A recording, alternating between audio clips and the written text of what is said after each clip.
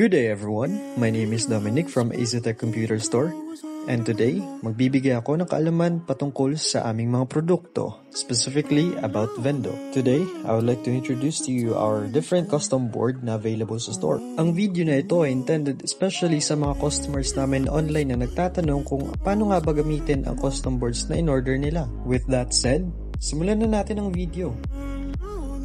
Ito yung main boards na ginagamit natin sa store for Orange Pi base and Microtech base. Dito pala sa NodeMCU yung nagamit natin, ang version niya is ESP8266. Para naman sa mga customers na gumagamit ng ESP32, hindi nyo kailangang mabahala kasi compatible po ang ating custom board sa ESP32. Unahin na natin ang ating mga custom board for Orange Pi base. First and foremost, si Revision 3.0C at ang kanyang predecessor na si Custom Board Mini Revision 1.1. At para naman sa Microtech base, unahin na natin si LAN-based Custom Board Revision 1.3. Sunod naman ang ating wireless base Custom Board Revision 1.4. May added feature po tayo, pwede natin siya saksakan ng LAN module para gawing LAN base and supported na po ang bill acceptor. Ayan, simulan na natin ang visual instruction kung paano natin i-attach ang custom board doon sa ating mga board. Unahin natin ang Orange Pi base. Madali lang po siya isaksak.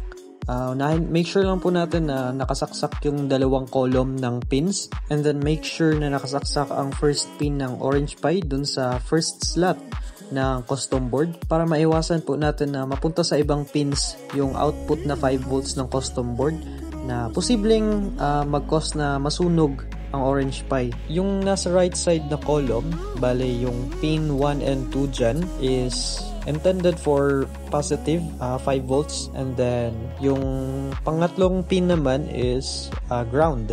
And then yung nasa kaliwa na column ng pins, ang pin 2 po dyan ay intended for coin slot sensor, yung white na wire. And then ang pin 3 naman is intended for set wire. Also, may mga system na iba po ang pin configuration kaya make sure lang na compatible po ang system dun sa custom board. Sa Revision 1.1 naman is the same lang kay Revision 3.0C. Ang pinagkaiba lang po nila is wala po sa kanya yung ibang feature na available kay 3.0C like bill acceptor na supported and then built-in fan and power delay. And also compatible lang po siya kay Orange Pi board unlike kay Revision 3.0C na compatible kay Raspberry Pi. Based on customer feedback, okay naman po ang performance ng Custom Board Mini Revision 1.1. Ang issue lang talaga is madali lang siyang matanggal, especially pag hindi maayos yung pagkakaship ng courier at hindi alam ng customer kung paano siya i-attach. Kaya naman pag mali yung pagka-attach, may possibility talaga na masusunog yung board. Ayan, let us proceed to our Microtech base. Kung gaano kadali si Orange Pi base, mas madali si Microtech base. Isang bagay lamang ang tatandaan nyo, kung nasaan si micro USB, nandun din dapat si USB Type A. Ulitin ko lang, no?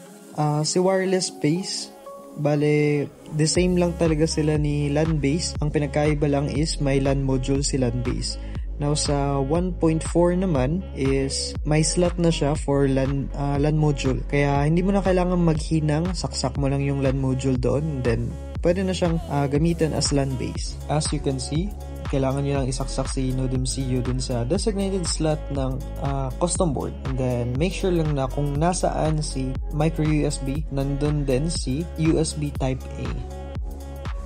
The same goes sa ating wireless base. Kung paano nyo sinaksak dun sa LAN base, ganun lang din sa wireless. Bali, ang nilalagay namin ng system dun sa NodeMCU is Wi-Fi system. Make sure lang po na i-edit ninyo yung pin configuration doon sa Wi-Fi system para mag-match po siya doon sa ating custom board. Nakita nyo naman kung gaano kadali gamitin ang aming mga custom board. Sana naman naliwanagan kayo kung paano gamitin ang aming mga custom board. Kung may mga katanungan pa kayo, just comment down below and let's try to answer that. Good luck with your businesses and paalam!